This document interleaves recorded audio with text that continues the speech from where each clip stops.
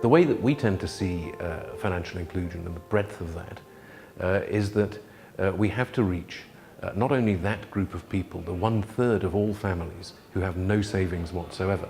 but also that group of families just above that level, typically in terms of income, for whom savings are perhaps enough to live for a couple of weeks before they run out of money. They need to be more included in our system. One of the huge things that needs to be worked upon is breaking what we call the money taboo, which is the fact that while people talk freely about house prices and movements and what their house might be worth, they don't tend to talk about things like savings and pensions. It's not done in the UK. It is done in some other cultures, but we need to get to a space where people talk and compare what they're doing in their personal finances much more openly.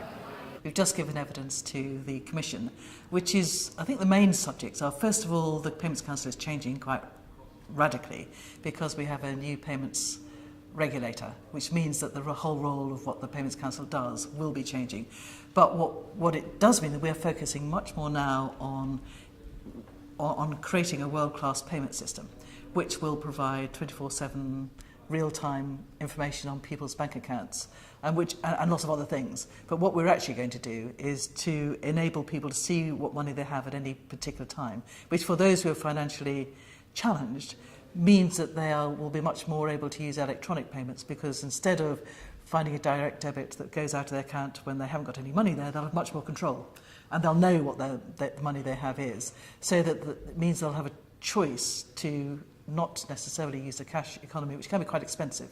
and they will have a chance to use electronic payments instead. So the two key things I'd like to see happen in the near future are, firstly, stricter restrictions on the advertising, particularly of payday loans, on the television and on other media, to prevent children seeing those adverts so often.